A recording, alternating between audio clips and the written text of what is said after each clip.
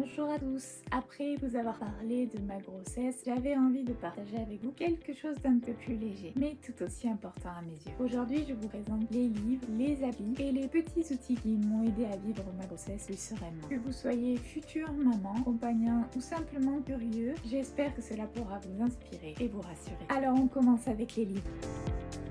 Même si je vis au Japon, j'ai tenu à lire des ouvrages en français pour garder un repère culturel, surtout sur les émotions et la parentalité. Donc voici le premier livre que j'ai lu, En mouvement pour l'accouchement. Comme je vous l'ai dit dans mes précédentes vidéos sur le suivi de grossesse, il n'y a pas de cours de préparation à l'accouchement au Japon. J'ai donc fait mes recherches toute seule, comme vous le savez, et ce livre m'a beaucoup aidé à me préparer aussi. Donc comme vous pouvez le voir, ce sont différents exercices. On vous explique comment préparer la respiration, faire des exercices pour le périnée, des exercices de yoga un peu, pour bien positionner bébé, vous détendre, prendre conscience de votre respiration et de tout ce qui se passe au niveau de votre bassin. Moi j'ai trouvé ce livre très complet.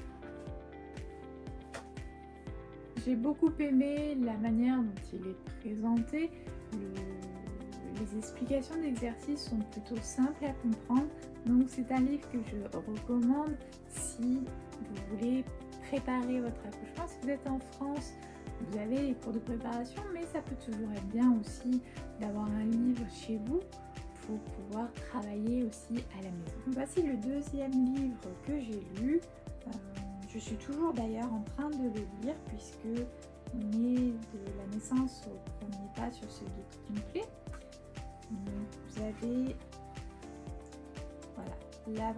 avant l'arrivée, le séjour à la maternité, premier mois, deuxième, troisième, quatrième, sixième, septième ou neuvième mois, dixième ou douzième mois. Voilà. Donc moi actuellement mon fils a 6 mois, donc je suis en train de voir un peu, je crois que j'en suis au dodo actuellement. Voilà. Donc pour moi je trouve que ce livre est très intéressant. C'est vrai que j'avais beaucoup de questions par exemple sur pour un petit garçon au niveau de vous savez le fait de décaloter ou pas, ce genre de questions. Et j'avoue que ce livre est vraiment très bien quand vous posez plein de questions comme moi. Il y a aussi des QR codes pour des podcasts, vous avez des trucs sur l'allaitement, sur comment prendre le bain, les premiers soins. Vraiment c'est un livre qui est très complet à mon sens. Donc lui aussi vraiment je le recommande puisque voilà, il est très complet à mon sens. J'ai reçu des livres qu'une amie m'a donné et vraiment, quand vous souhaitez allaiter, ces livres, c'est des pépites. Donc il y a celui-ci, SOS allaitement maternel, qui est plutôt léger à lire. Voilà, vous avez pas mal d'explications sur les positions, sur si vous ressentez des douleurs, comment ça se passe en fait concrètement quand on allaite, ce qui se fait. Voilà, vous avez vraiment beaucoup de choses, puis comment reconnaître que le bébé a faim, par rapport au tire-lait, aussi les courbes. Enfin, je sais que moi j'ai beaucoup aimé ce livre, puisque justement, à part mon amie qui m'a envoyé ces livres, je n'avais personne autour de moi qui avait fait un allaitement. Donc vraiment, j'avais pas grand monde pour m'aider sur mes questions concernant l'allaitement, comment bien le mettre en place, comment le vivre. Et je remercie vraiment mon amie qui se reconnaîtra en regardant la vidéo pour tous les conseils qu'elle m'a donnés sur l'allaitement et aussi tous ses livres et les affaires qu'elle m'a envoyées. Un deuxième livre sur l'allaitement qui est un peu plus complet, un peu plus long à lire on va dire, c'est l'art de l'allaitement maternel de la Leitchlig. Alors vraiment, c'est-à-dire que l'autre on va dire vous avez 80-90% des renseignements, celui-ci c'est 100%, vraiment il y a tout, les problèmes, comment reconnaître les soucis qu'il peut y avoir au niveau de la poitrine, il est vraiment très bien. Et une l'encyclopédie de l'allaitement, quoi. Donc voilà les livres que moi j'ai achetés ou qui m'ont été offerts pour préparer l'arrivée de bébé. Et vraiment, je vous recommande tous ces livres si ça peut vous aider. Si vous aimez lire comme moi, parce que j'adore ça, vous aimez lire et que ça peut vous rassurer et vous aider, vraiment ces 4 livres-là sont très bien pour préparer l'arrivée d'un bébé. En parallèle des livres que j'ai pu lire, j'ai utilisé quelques applis qui m'ont pas mal aidé. Je vous ai parlé de certaines de ces applications dans ma vidéo sur le suivi de grossesse partie 2. Je vous les remets ici. Donc voici l'application Echo en katakana. Elle vous permet en fait, quand vous avez une échographie, de la prendre en photo et elle enregistre automatiquement toutes les données. À combien de semaines vous en êtes, à quelle date cette échographie a été prise et vous permet d'y garder dans votre téléphone ou d'y réimprimer plus tard si vous voulez réimprimer votre échographie sur un autre papier ou en plus grand. Cette deuxième application est pour les contractions.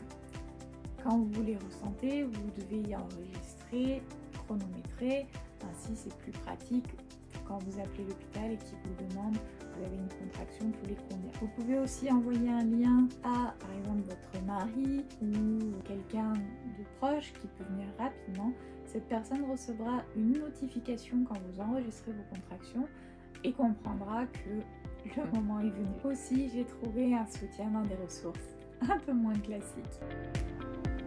Personnellement, comme je vous ai expliqué dans mes précédentes vidéos, j'ai énormément regardé la chaîne YouTube La Maison des Maternelles. Il y a énormément de sujets qui sont abordés, que ce soit pendant la grossesse, l'accouchement, le séjour à la maternité, les débuts avec bébé.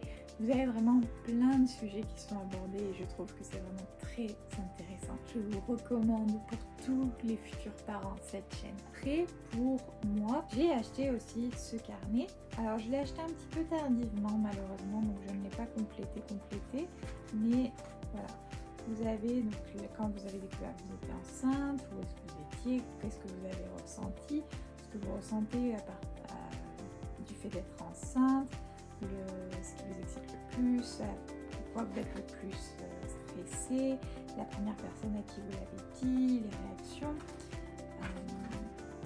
la première visite chez le médecin, vous pouvez mettre des photos, la nutrition, si vous avez des choses que vous ne supportez pas, que vous aimez boire, les envies, les exercices, et voilà. Donc c'est divisé après par les différents trimestres que vous avez. Comment vous vous sentez, et donc chaque semaine vous pouvez remplir en fait ce que vous ressentez. Ça vous permet un peu de faire le point si vous avez des sentiments particuliers. Donc vous voyez, moi je l'ai acheté, j'en étais déjà à plus de 30 semaines de grossesse, donc c'est vrai que c'est un peu dommage d'y avoir trouvé si tardivement, parce que vraiment je pense que ça peut être très bien de remplir petit à petit ce que vous ressentez et d'y revenir après. C'est toujours bien de lire et de se dire ah c'est vrai que j'avais ressenti ça, c'est vrai qu'il y avait eu ça. Enfin, moi c'est quelque chose que j'aime beaucoup personnellement. Vous voyez, vous avez aussi une partie pour les cadeaux, ce que vous avez reçu, de la part de qui.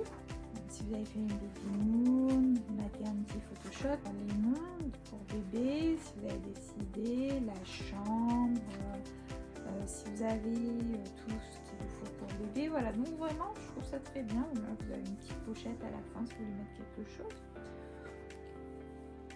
C'est quelque chose vraiment que c'est un de mes regrets de ne pas l'avoir eu dès le début de ma grossesse. Donc je me suis dit, quand on fera le deuxième avec mon mari, j'y achèterai tout de suite pour pouvoir vraiment y remplir tout au long de ma grossesse.